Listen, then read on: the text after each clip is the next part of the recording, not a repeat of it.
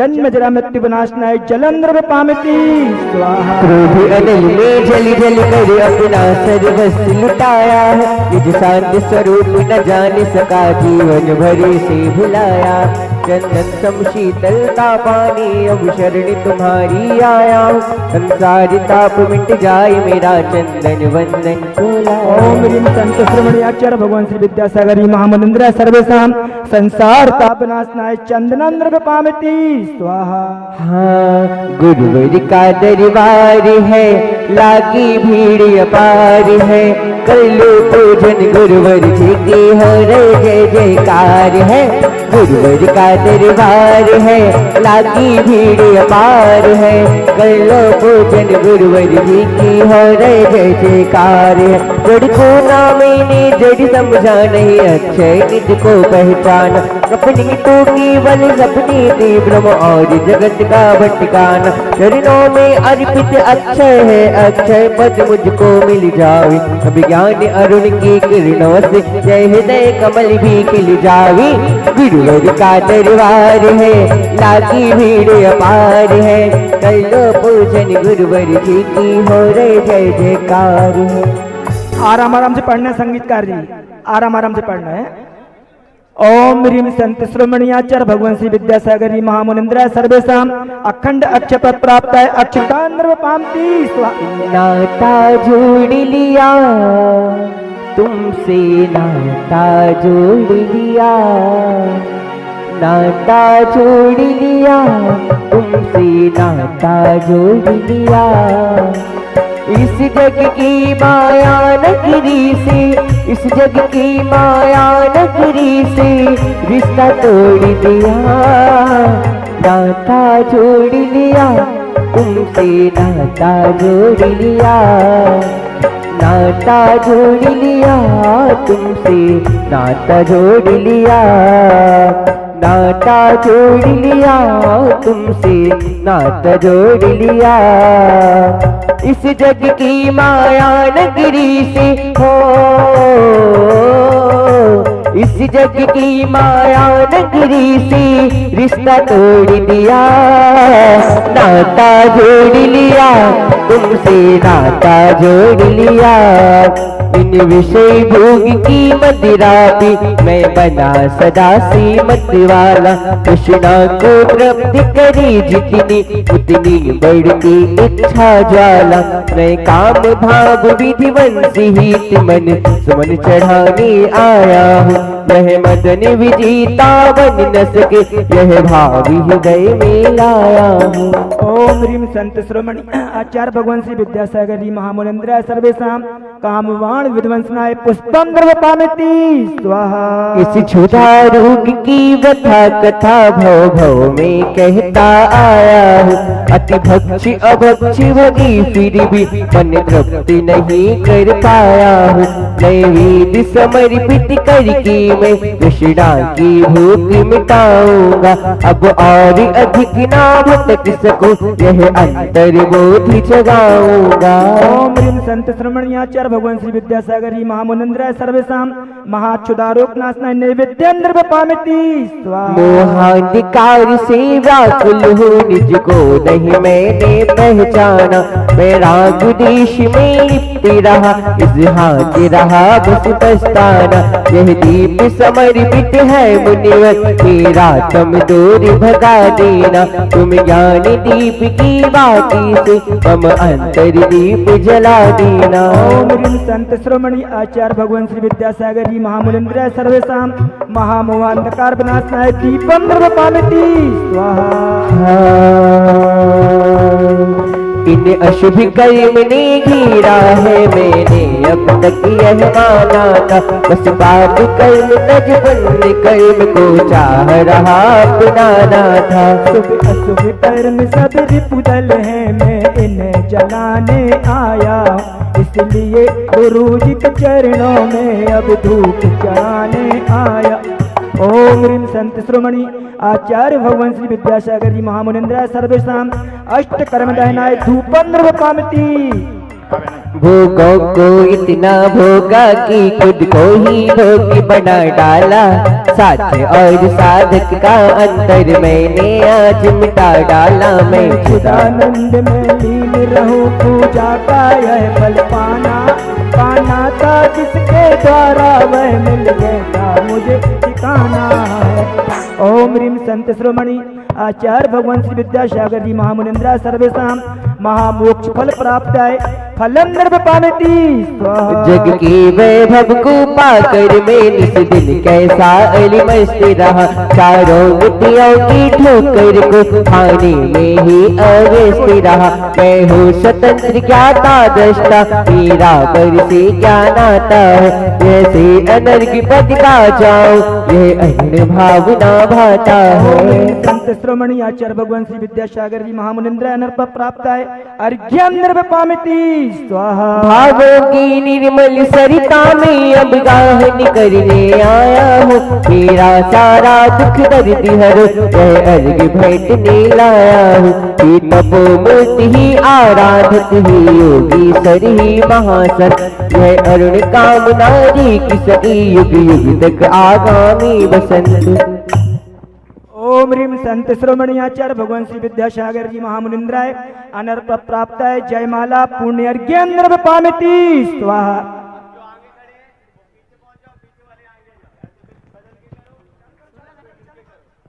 हाँ, गुरु ने गुरुपद दे दिया, गुरुपद प्राप्ति नवीन। पुनः प्रवर्तित हो गई परंपरा प्राचीन। मन मंदिर में आपका भक्ति सहित आह्वान।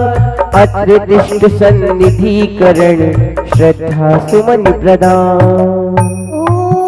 आचार्य समय सागर मुनीन्द्राय अत्र अप्तर सम्मोषित्या वाहनम। अत्र तिष्ठ तिष्ठ ठाठा स्थापनम। अत्र मनमो सन्निधिकरणम। श्री विद्यासागर गुरुवर ने क्या शिष्य समय सागर पाया। इस युग में योग नियम प्रवचन पांडुक कृत जीवित छाया। जन्मों के रोग न जुड़े ऐसा कोई उपचार करो। आचार्य समय सागर गुरुवर सुत जलधारा स्वीकार करो।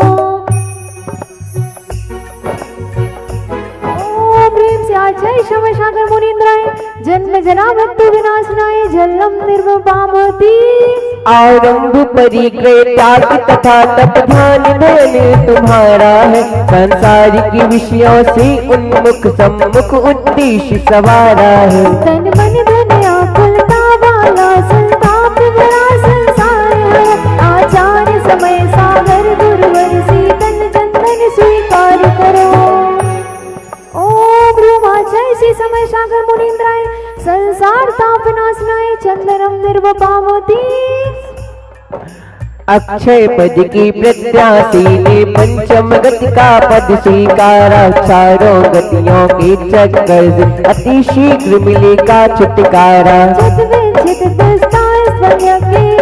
पद का धार करो। आचार्य समय सागर गुरुवर उज्जवल अक्षय स्वीकार करो। आचार्य श्री समय सागर महामनिंद्र बिनवा अक्षय वद प्राप्ति अक्षतान निर्वपामिति। निर्मोही पद मोहित जनता जिनकी जग में छवि अभिकारी। पंचेंद्री भोग विश्रम विष चिंतन धारा उपमाधारी। दिव्य दिव्य से विप्यासन है उस आशा का परिहार करो। आचार्य समय सागर गुरुवर मृदु पुण्य पुण्य स्वीकार करो। आचार्य श्री समय सागर महामनिंद्र बिनवा कमल दर्शन पुष्पम निर्वपामिति। हाँ, बहती ज्ञान की धार गुरुवर तुम्हारे द्वार। समय सागर महाराज आप तो मेरे गुरुवर हो। आप तो मेरे गुरुवर हो। बहती ज्ञान की धार गुरुवर तुम्हारे द्वार। समय सागर महाराज तुम्हें तो मेरे गुरुवर हो। आप तो मेरे मेरे गुरुवर हो। जो शीत उष्ण वर्षा ऋतु में बाहंतर तप तप नीति है। जब भोग विषय में व्यक्ति जगत गुरु पंच परम पद भजते हैं। जो चिदात साकी कृष्णा है, इस कृष्णा से उस पार करो। आचार्य समय सागर गुरुवर नए वेद समय स्वीकार करो। ओम ब्रह्मस्तुति सदाचार्य श्री समय सागर महामुनीन्द्र ब्रह्मश्वदारो ब्रह्मश्नय नैवेद्यम निरूपामि। जीवन में अंतर ज्योति जगे रत्नत्रय शोभा पाता है। जिनका यश है जग में जगमग शशिका रवि भी शर्माता है। सर्वाग्य प्रदेश चमक जाए वह ज्योति प्रगट इस बार करो। आचार्य समय सागर गुरुवर मनमय दीपक स्वीकार करो। ओम ब्रह्मस्तुति सदाचार्य श्री समय सागर महामुनीन्द्र विनवा महंत दीपम निरूपामि। जो अशुभ अहित कर कर्माश्रव क्षण क्षण में क्षय करने वाले बलवान इंद्रपति जब बस में हो कब सेना से डरने वाले। ज्ञाना वर्णाधिक कष्टों की सेना पर वज्र प्रहार करो। आचार्य समय सागर गुरुवर अष्टांग रूप स्वीकार करो। ओम राष्ट्र सताचार्य श्री समय सागर महामुनीन्द्र विनवाष्ट करुदेन धूपम निरूपामि। विधि पूर्वक द्वादश तपते उपसर्ग परिश्रय सहते हो। और संतति का अंतिम कल हो अध्यात्म जगत में रहते हो। आभार्य ही अब भक्ति करो भव संतति का यह भार है। आचार्य समय सागर गुरुवर सकृत सेवन स्वीकार करो। ओम राष्ट्र सताचार्य श्री समय सागर जी महामुनीन्द्र विनवा मोक्ष फल प्राप्ति फलम निरूपामि। जिनकी चर्या में चर्चा में श्री मूलाचार्य समाया है। श्री शांति वीर शिव ज्ञान तथा विद्यासागर से पाया है। जय बनते रहो इस धरती पर हम भक्तों का उद्धार करो। आचार्य समय सागर गुरुवर अष्टदंड स्वीकार करो। ओम ब्रह्मस्तुति सदाचार्य श्री समय सागर जी महामुनीन्द्र विनवा अनर्घ पद प्राप्ति अर्घम निरूपामि।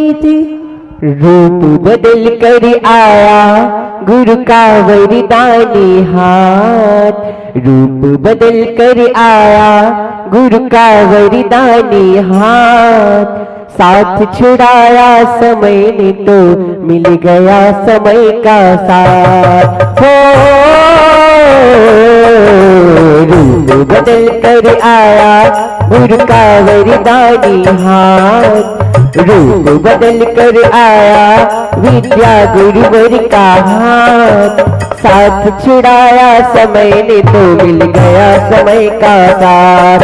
बुंदेलखंड का तीर्थ राज सिर सिद्ध क्षेत्र कुंडलपुर में एकत्रित संघ चतुर्विधि ने आहन किया गुरु को उर में उत्सव। आज यहाँ देखा ऐसा न कहीं उत्सव देखा। संतों की सन्निधि से संभले हम भक्तों का जीवन रेखा। श्री विद्यासागर गुरुवर ने जब गुरुपद भार उतार दिया। गुरु की आज्ञा से मनी श्री ने श्री गुरुपद स्वीकार किया। आचार्य समय सागर गुरु ने सबको आशीष प्रदान किया। सबने उनके उच्चासन में गुरुदेव तुम्हें सम्मान दिया। ओम ब्रह्मस्तुति सदाचार्य श्री समय सागर महामुनीन्द्र विनवा अर्घ पद प्राप्ति जयमाला पूर्ण अर्घम निरूपामि। गुरुपद पर आसीन जो गुरु आज्ञा अनुसार। सूर्य समय सागर तुम्हें वंदन बारंबार। जय बोलो संत श्रोमणी आचार्य भगवान श्री विद्यासागर जी महामुनि राज की। अभिनवाचार्य श्री समय सागर जी महामुनि राज की। जो ज्ञान में जो ध्यान में जो त्याग तप में लीन है। इंद्रिय विषय आशा बिना आरंभ संग विहीन है। ऐसी महामुनि राज को सत सत नमन सत सत्य नमन। अर्घ अर्पित कर रहा वसुद्रव्य का जिसमें शयन। साधु परमेश्वभ्यो नमः अनर्घ पद प्राप्ति अर्घम निरूपामि। स्वाहा। आगे की प्रक्रिया में जय बोली आचार्य परमेष्टि गुरुवर श्री विद्यासागर जी महामुनि राज की। जय बोली आचार्य परमेष्टि गुरुवर श्री समय सागर जी महामुनि महाराज की जय। आज साथ दान करने का अवसर, अगर किसी के मन में भाव है साथ दान करने के, एक नाम तो आया है श्रीमान सुमन जी जैन। आप सभी को विदित है तिहाड़ जेल दिल्ली में हद करके चलते हैं। वहाँ का पूर्व में जो काम देखते थे वर्तमान में भी देखते हैं। श्रीमान सुमन जी जैन दिल्ली से आए हुए हैं। आज उन्होंने पूज्य गुरुदेव के कमलों में साथ दान करने का अवसर प्राप्त किया है। और किसी का मन में भाव है, अगर कोई चाहता तो आपका नाम भी यहाँ पर दे करके ये अवसर प्राप्त कर सकते हैं। कुमारी प्रतीक्षा जैन सागर, आप भी आ जाएं। आपने भी आज गुरुवर के कर कमलों में साथ दान करने का अवसर प्राप्त किया है। आ जाएं, जल्दी जल्दी कर ले, शीघ्र तक।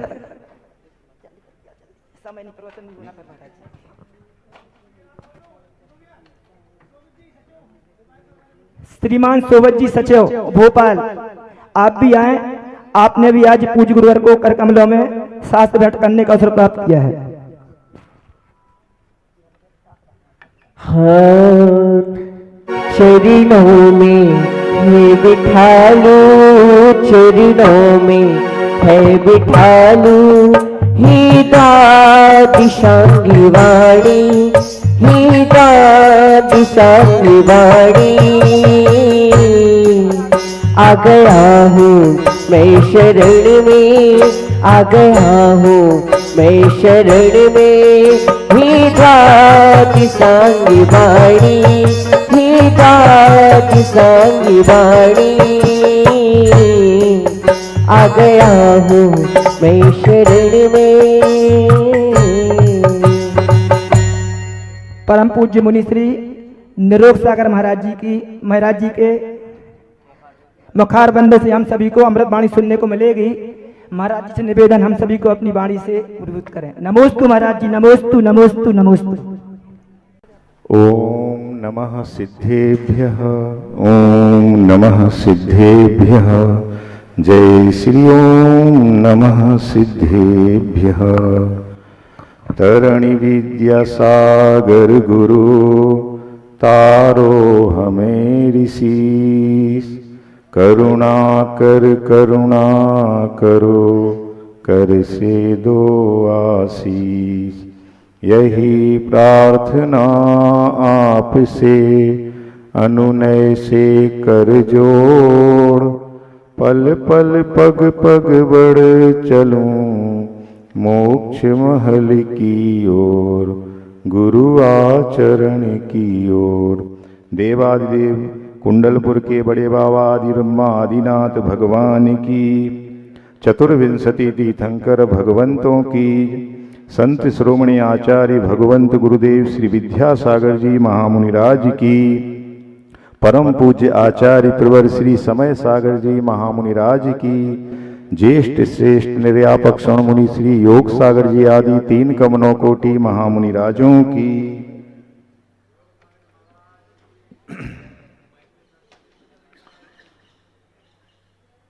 गुरु महाराज ने कल भी बोला होगा कि आपको प्रवचन पर मैं था नहीं, मैं पर्वत पे था, तो पूज्य वीर सागर महाराज जी के प्रवचन हुए थे आज, इसलिए उन्होंने सुबह भक्ति के बाद ही बुला के बोल दिया था कि यहाँ वहाँ ना घूम जाओ, तो बोलना। पर बोलना क्या है ये तो हमें भी पता नहीं है, पर उन गुरु आज्ञा है तो बोलना पड़ रहा है, ऐसा मान लें। और दूसरा ये है कि बोला किस हेतु से जाता है, तो 5 प्रकार के स्वाध्याय में अंतिम स्वाध्याय धर्मोपदेश आया है। तो यदि धर्मोपदेश को लेकर के बोलना होता है तो उसमें भीड़ की जरूरत नहीं होती है। खुद बोल रहे हैं, आपस में 1-2 साधुओं के साथ बोलना हो रहा, कोई सुन ले तो अच्छी बात है। अन्यथा होता ये है कि इसी उपदेश को लेकर के अभिमान भी आता है और दीनता भी आती है। अभिमान कैसे आता है कि हमारी सभा में इतने श्रोता थे, इतनी तालियां बजी, इतना लाइव टेलीकास्ट हुआ, टीआरपी इतनी बढ़ गई, तो ये अभिमान भी उत्पन्न हो सकता साधु के मन में। और दीनता ऐसे आती है कि उनकी सभा में तो इतने सारे लोग बैठे थे, और हमारे प्रवचन क्या हुए, सब उठ के चले गए। तो अंदर ही अंदर लगता है कि ऐसा आखिर क्यों। तो उसके लिए एक प्रसंग है, पूज्य योग सागर जी महाराज के मुख से सुना था कि एक बार एक प्रखर वक्ता, ओजस्वी वक्ता एक सभा को संबोधित करने के लिए गए। तो देखा तो वहाँ श्रोता लोग अभी ज्यादा नहीं आए थे, 2-5 ही थे। तो उन्होंने बोला आयोजक से कि ये क्या माजरा है, हमें बुला लिया और जाके यहाँ तो श्रोता ही नहीं है, तो काहे को बुलाया, हमारी फजीती कराने के लिए बुलाया था। तो वो आयोजक भी पहुंचे हुए थे। तो उन्होंने बोला कि वक्ता जी, यदि गौशाला में 2-4 गायें हों, बाकी सब दूर गई हों, तो क्या उनको सानी नहीं बन खिलाओगे, सानी नहीं बनाओगे? उन्होंने कहा बात तो सही है, मतलब 2-4 लोगों के बीच भी बोलना शुरू कर दो, अपने आप और लोग आ जाएंगे। तो बस उनने बोलना शुरू किया। अब जब बोलना शुरू किया तो जितना समय निर्धारित था, मान लो 1 घंटे बोलना था, तो 1 घंटे के 2 घंटे उनने बोल दिया। तो उन आयोजक को बीच में ही उनको टोकना पड़ा। बोलते हैं कि जो इतनी सारी गायों की सानी बनाई थी, तो वो क्या 4-5 गायों को ही खिला दोगे? ऐसे प्रसंग होते हैं। तो वक्ता को इस बात का वो नहीं होना चाहिए कि कितने लोग सुन रहे, क्या सुन रहे हैं, लेकिन हम क्या बोल रहे हैं या किसका चिंतन कर रहा है, इस उद्देश्य से कि हमारा एक स्वाध्याय जो 5वें नंबर का आखिरी स्वाध्याय है, जैसा कि तत्वार सूत्र में बताया है कि वाचना, प्रक्षना, आमना, अनुप्रेक्षा और स्वाध्याय, धर्मोपदेश, 5 प्रकार के स्वाध्याय होते हैं। तो गुरु महाराज की आज्ञा है। तो हम इसी कुंडलपुर की वो बात बता रहे हैं, वो प्रसंग कि गुरु जी कितने दिल खुश मिजाज थे आचार्य श्री विद्यासागर महाराज जी कि यहीं कुंडलपुर में पिछली बार जब महोत्सव हुआ था तो पूरा संघ इकट्ठा हुआ था। तो ईर्यापद भक्ति के बाद प्रसंग चला। तो आचार्य महाराज बोलते हैं कि जब वो सुबह चिंतन करके विषय देते थे, भक्ति के बाद 1 घंटा 1.25 घंटा जितना सब साधु बैठे रहते थे। महाराज जी भी थे, आप नहीं थे, पिछले बार 22 में आप नहीं आ पाए थे, महाराज जी लोग थे। तो उस समय बात चली कि आज सुबह के चर्चा में जो धवला पुस्तक 16 का प्रसंग था पश्चिम स्कंद के बारे में, कि पुण्य कर्म के निर्जरा कभी नहीं, उनके अनुभाग की निर्जरा नहीं होती, वो तो उत्तरोत्तर बढ़ता ही जाता है, चाहे वो तीर्थंकर प्रकृति हो, चाहे कोई भी हो, और अंत में जाके सब कर्म क्षय हो सकते हैं, पर पुण्य का जो अनुभाग है वो कभी क्षय को प्राप्त नहीं हो सकता, ना कोई करा सकता। तो उसमें जो अपूर्व स्पर्धक के बारे में चर्चा आई थी, तो जब वो अपूर्व स्पर्धक के बारे में आई चर्चा, तो आचार्य जी बोलते हैं कि हमें अपूर्व आनंद आया रहा था उस समय, और आचार्य जी खुल के हंसने लगे। तो फिर परम पूज्य चंद्रसागर महाराज जी विद्यमान थे वहां। तो वो कहते हैं आचार्य जी, जब आपको अपूर्व आनंद आ रहा था तो हम सबको भी और अपूर्व आनंद आ रहा है। कहने क्यों? तो कहते हैं कि जब आप खुलकर हंसते हो तो आपका बचा हुआ एक दांत जो है वो दिख जाता है, तो हम लोगों को भी खूब खुशी होती है कि अभी वो दांत हम लोगों ने देख लिया।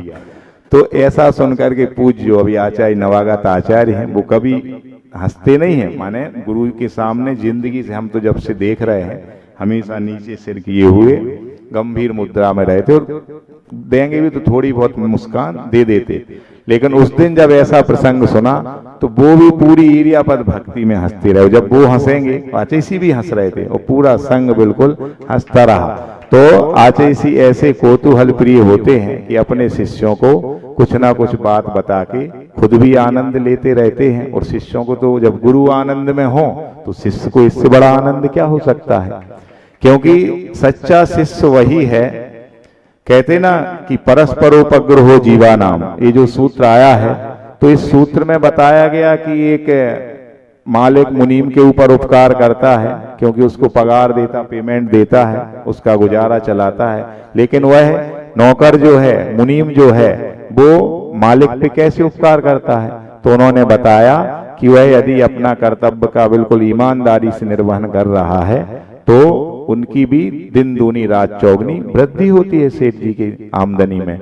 तो वो इस प्रकार से वह मुनीम या नौकर भी सेठ पे उपकार कर रहा। तो प्रसंग आया मोक्ष मार्ग का कि ये तो सब जानते कि परमोपकारी संत श्रोमणी सब कहते कि गुरु महाराज का तो हम शिष्यों पे उपकार होता ही है, लेकिन शिष्य कैसे गुरु के उपकार चुकाएं।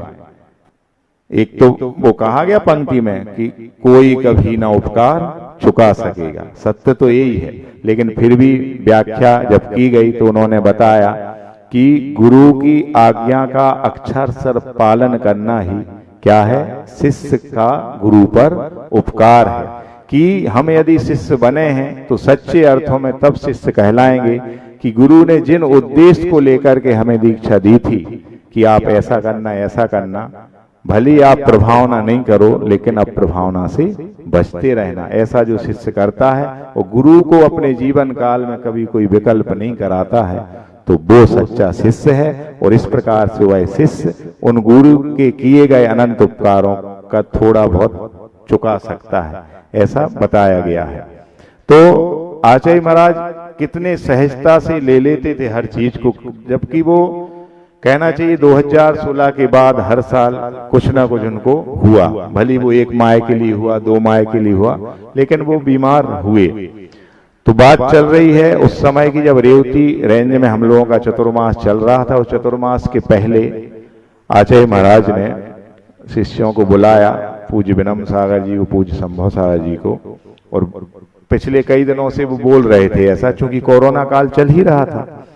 तो आचार्य महाराज बोलते हैं कि जैसा आरिकाओं में ये छोटे छोटे संघ बना के और उप स्थानों में मोहल्ले बड़े शहरों तो एक कॉलोनी सी दूसरी कॉलोनी में उपसंघ बांटकर चतुर्मास कर सकते हैं, तो ऐसे अब चूंकि इतना बड़ा संघ है, 32 महाराज थे हम लोग, तो अपन भी थोड़े थोड़े संघ बांट के आसपास यदि वितरित हो जाए तो इतनी बड़ी महामारी उससे भी बच जाएंगे, क्योंकि इतना बड़ा संघ रहेगा तो इतनी बड़ी व्यवस्थाएं रहेंगी, इतने सारे चौके वाले आएंगे तो उनकी जो गाइडलाइन है गवर्नमेंट की वो टूटेगी। तो उनने कहा ऐसा करते कि आपको इतने साधुओं के साथ यहाँ जाना, आपको यहाँ जाना। तो ऐसा करके उनने 20 साधुओं को भेज दिया और अब कितने बचे, कुल 12 साधु बचे। तो 12 साधुओं में भी जब पूज्य निर्दोष सागर जी ने एक बार बीच में कहा कि आज ऐसी उन महाराजों का नमूस्तु आया है, बहुत दुखी हो रहा है, अच्छा नहीं लग रहा है, और यही बोल रहे हैं कि आप लोगों का जैसा सौभाग्य हम लोगों का होता तो हम लोग भी रुक जाते, तो वो लोग बहुत दुखी हो रहे हैं। तो आज इसी बोलते हैं कि आप भी निश्चिंत नहीं रहो, आपको भी आज नहीं कल हम बाहर भेजेंगे। तो जब उनको ऐसा बोला तो उनकी तो जमीन खिसक गई। और फिर हुआ भी ऐसा कि जब हम लोग रेवती रेंज से 20 चतुर्मास में ही वहां जो नवीन गाजियाबाद वालों का फार्म हाउस था वहां जाके 4-5 दिन रुके, तो वहां जब ये लोग आ नहीं पाए थे, ये चूंकि 3 किलोमीटर आगे था, तो कुछ महाराज जी चूंकि चौका वहां 1 ही 2 ही लगे थे, तो अब इतने 12 महाराज आहार कैसे करते, तो कुछ महाराज जी लोग रुक गए कि हम लोग यहीं आहार करके आ जाए, कुछ यहाँ से भी आहार करने वहां गए।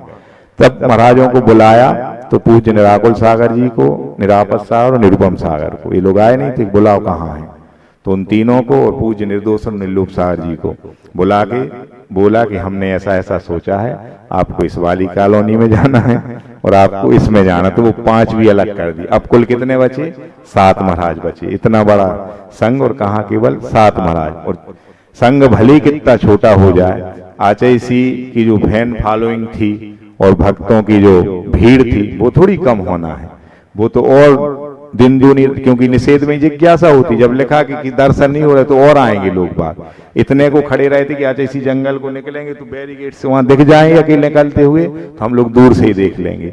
तो उस समय भीड़ बढ़ती जा रही थी। फिर आचार्य ने वहां प्रारंभ में प्रवास किया, 1-1.25 महीने रहे निर्वाणा रेस्ट उसमें जो था फार्म हाउस, और फिर जाके रिसोर्ट से बिहार किया और जैन कॉलोनी में आचार्य पहुंचे, तो वहां पे आहारचर्या होती थी घर घर जाके ही, कोई स्थान फिक्स नहीं था। तो जो 2 चौके बचे रहे थे वहां निर्वाणा से, जिनके यहाँ आहार नहीं हुए थे, उन लोगों को बड़ी मुश्किल में चौका उन कॉलोनी वालों ने दिया। कहने लगे कि हम कॉलोनी वालों को तो मौका कम मिलता और आप लोग बाहर के आके यहाँ, तो एक महाराष्ट्र का चौका था, तो उस दिन आचार्य के आहार हुए, और चूंकि फर्स्ट फ्लोर पे उनका चौका था तो आचार्य गैलरी में खड़े होकर, भीड़ नीचे खड़ी थी पूरी, तो आशीर्वाद देने ऐसे खड़ी हुई, और तभी एक पाटा टिका था, तो वो पाटा चौकी उनके पैर पे गिर गई, अंगूठा पे, तो वो जाके एकदम दर्द हुआ। फिर तो बैयाबत्ती जब चल रही थी तो दबाते दबाते कोई का हाथ लग गया महाराज जी का, तो बस उनने पैर हटाया। फिर चर्चा चली तो बोला आचेसी से कि आचेसी आप एक के बाद एक परीक्षा देते रहते हैं और कोई ना कोई परिचय आपके साथ चलता रहता है, आखिर ऐसा क्यों? तो आचेसी बोलते हैं कि कितना भी बड़ा पेपर हो, कितनी बड़ी परीक्षा हो, लेकिन फॉर्म तो हम ही ने भरा है, फॉर्म कोई दूसरा भरने थोड़ी गया था। हम जितनी बड़ी परीक्षा का फॉर्म भरते हैं उतनी बड़ी परीक्षा में फेस करना पड़ती है, तो इसमें चिंता की कोई बात नहीं है। ये भी आया है, ये भी दर्द निकल जाएगा। और अपन तुपन होते तो जो व्यवस्थापक हैं, प्रबंधक हैं, उन पे गुस्सा करती है। कोई जगह होती है, कहाँ खड़ा करके आप लोग कर देते हो, ये पाटा नहीं हटा सकते, वो नहीं कर सकते। लेकिन आचार्य महाराज की दृष्टि हमेशा से आत्म तत्व की ओर रही है, कभी निमित्ताधीन नहीं रही है। और ऐसे गुरु महाराज को पाकर के हम सब लोग अपना अहोभाग धन्य भाग समझते हैं कि ऐसे गुरु महाराज अपन सबको मिले। बस यही है कि गुरु महाराज के जो बताए हुए सिद्धांत हैं, सूत्र हैं, वो हम सबके दिलो दिमाग में बने रहें। और जैसा उनने अपना ये जिन शासन निर्बाध रूप से चलाया है, हम सब भी कम से कम इतना नहीं तो प्रभावना हो चाहे नहीं हो, क्योंकि है यही कि आजकल सम्यक दर्शन के 8 अंगों में अंतिम अंग जो है कौन सा? प्रभावना अंग। उस पर तो सबकी दृष्टि है, लेकिन उसके पहले का जो अंग है वात्सल्य अंग है। हम नहीं कहेंगे सब ऐसा कर रहा है, फिर भी वो अब बात बात पे सल्य में बदल गया है। जहां वात्सल्य होना चाहिए वो बात बात पे सल्य में हो गया है। तो ऐसा नहीं हो, क्योंकि हम सब मोक्ष मार्गी हैं, संयमी हैं। और होता यही है कि असंयमी की जब भी नजर पड़ती है तो आचार्य महोदय भी बोलते थे, आचार्य महाराज भी और पूज्य योग सागर जी भी बोलते हैं कि असंयम तो एक जंग लगा लोहा है, इससे बच के चलोगे तो ही सुरक्षित निकल पाओगे। क्योंकि हम सब सोना अभी बन नहीं पाए हैं, क्योंकि सोना वो कितना भी कीचड़ में डाल दो, वो जब निकलेगा खरा का खरा निकलेगा। लेकिन अभी हम में कुछ ना कुछ लोहे तत्व विद्यमान है। तो यदि हम नहीं बचे असंयमियों से, असंयमियों की बातों से, तो पक्का हम में जंग लगने के चांस रहते हैं। तो ऐसे आचार्य महाराज जिन्होंने अपने जीवन काल में कभी किसी पे क्या ना तो आक्षेप लगाया, ना कभी माने छोटी छोटी बातों का प्रत्युत्तर दिया। बस वो ये जब कभी भी धर्म का वर्णवाद होता था, देवशास्त्र गुरु का वर्णवाद करता था कोई भी पंडित और विद्वान जो होते थे, तभी वो शेर से दहाड़ते थे। बाकी पर्टिकुलर कई लोगों ने आचार्य श्री पे कई प्रकार से कमेंट्स किए, सब किया, लेकिन आचार्य श्री कभी किसी के बारे में कुछ नहीं बोलते थे और कोई भी टीका टिप्पणी आचार्य श्री ने आज तक नहीं की। तो हम सब शिष्यों का भी यही कर्तव्य बनता है कि हम भी अपनी चाल चलें और जिनको जो कहना है वो कहें, जिनको जो करना है वो करें, लेकिन हमें जो करना है वो तो आचार्य महाराज के बताए हुए शब्दों का, वाक्यों का अक्षर सा पालन करना ही सही मोक्ष मार्ग है। और हम तभी मतलब उनके सच्चे अर्थों में शिष्य कहलाएंगे, क्योंकि ये उन्होंने कहा कि जिस शिष्य को भी ऊंचाई पे जाना होता है तो वो छोटी छोटी बातों में नहीं उलझता है, वरना होता यही है कि कहाँ इतने वर्षों की साधना और थोड़ी सी उसमें आर्त रौद्र ध्यान करा देती है। तो बस इतना ही हम सब ध्यान रखें कि आचार्य महाराज ने इतना अच्छा मार्ग प्रशस्त किया है कि वो उस जमाने में जब 78-79 में अरुण जी ने पूजन लिखी थी, और वो पूजन आज भी आप देखो, जबकि उस समय आचार्य जी कितने छोटे थे, यानी कहना चाहिए कुल 30-32 साल की उम्र के थे, नवोदित आचार्य थे। लेकिन उनकी चर्या को देख करके एक सामान्य से कवि ने, जो कि पेशे से शिक्षक थे, बंडा नगर में वो शिक्षक थे, तो ऐसे उन रमेश चंद जी जो अरुण थे, उनने जो आज तक वो पूजन उनकी ऐसी है कि कालजयी पूजन जैसी हो गई। सब पूजन कर लो, लेकिन वो पूजन जब पड़ी जाती है तब ही जाके सब लोग आनंद भाव से विभोर हो जाते हैं। तो ऐसे वो आचार्य महाराज कि उस समय जब उन पे वो पूजन लिखी गई, जब उस समय से लेकर के अभी जबकि 77 साल में उनकी संलेखना हुई, तब तक भी निर्बाध रूप से, बिल्कुल निर्दोष रूप से, जब उनने चंद्रपद भगवान की स्तुति लिखी हिंदी में, 2 आतुति में, तो क्या लिखा? चंद्र कलंकित किंतु हो चंद्र प्रभु अकलंक, वह तो संकित केतु से शंकर तुम निस्संग। तो ऐसे उनने तो चंद्र प्रभ पे लिखा था, लेकिन अपन अपने गुरु के लिए ये लाइन लगाएं तो आचार्य श्री ऐसे निष्कलंक, ऐसे बिना कलंक का जीवन जीते रहे कि आज तक कोई ने कितना भी कुछ कहा हो, लेकिन आचार्य श्री के जीवन में, उनकी चर्या में कोई भी दोष नहीं आया, हमेशा निर्दोष चर्या करते रहे। और उन्होंने अपने गुरु के दिए हुए उन वाक्यों का अक्षर सा पालन किया कि अप्रभावना से बचते रहना ही प्रभावना है। आज हम जैसे छोटे मोटे साधु इन आधुनिक साधनों के चक्कर में आ जाते हैं, और ये सब चीज जितने भी उपकरण हैं, क्योंकि साधना जो है साधनों की मोहताज नहीं होती है, साधन तो अपने आप जुटते चले जाते हैं यदि अंतरंग से साधना हो रही है। तो हमारे गुरु महाराज ने ऐसी साधना की है कि ये सब साधन तो उनके पीछे पड़े रहते थे, लेकिन उनने कभी भी नजर उठा के इन साधनों की ओर नहीं देखा। हम लोग जब बिहार में चलते थे तो ये जितने भी ये कैमरामैन और ये सब आते थे, आजकल वो चल गया बिल्कुल पास से लेते, फिर कहीं चरणों की लेंगे, फिर ऐसी लेंगे, कहीं वैसी लेंगे, तो वो डांट देते थे और वो कहते थे पक्के में कोई ना कोई सेटिंग आप लोगों की है, जब तो इतनी छूट दी जा रही है। और फिर जब एक दो बार मना करने के बाद भी ना तो फिर बिल्कुल झल्ला जाती, एकदम डांटती, तो अपने आप सारे लोग पीछे हट जाते थे। तो ऐसे आचार्य महाराज अपन सबको मिले, समय चूंकि होने ही वाला है और हमने पहले ही कहा था प्रवचन करना हमें आता नहीं है, हम तो जैसे कक्षा में वहाँ कक्ष में बोलते अपने वैसे ही यहाँ पे बोल रहे हैं। तो पूज्य अपने यहाँ पर अभी विराजमान है श्रवण सागर महाराज, अच्छा लिखते हैं वो, हम बहुत अच्छे पाठक हैं, उनकी कविता हम पढ़ देते हैं। आज के इस परिप्रेक्ष्य में कि अकेले हाथ में पीछे आ जाना ही मोक्ष मार्ग नहीं है, जबकि हम अंतरंग में नहीं उतर पा रहे हैं और शुभोपयोग भी नहीं छूटे, फिर शुद्धोपयोग की भूमिका बन पाएगी।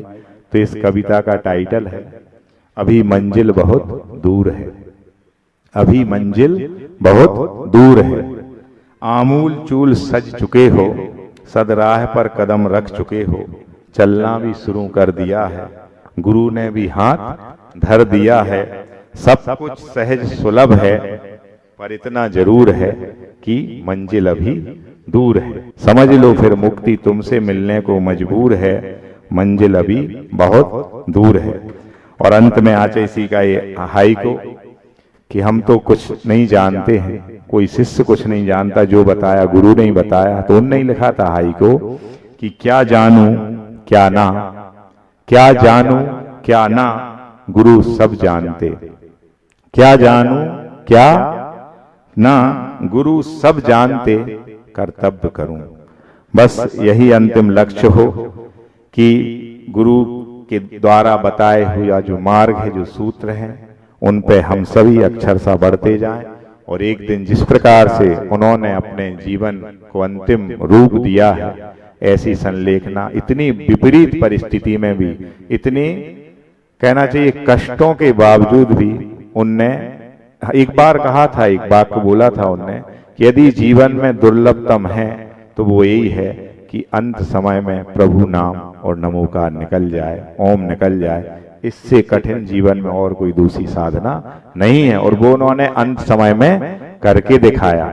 ऐसा अपन सब भी कर पाए, इन्हीं भावों के साथ आचार्य भगवंत गुरुदेव श्री विद्यासागर जी महामुनिराज की, परम पूज्य आचार्य प्रवर श्री समय सागर जी महामुनिराज की, 3 कम 9 कोटि महामुनिराजों की।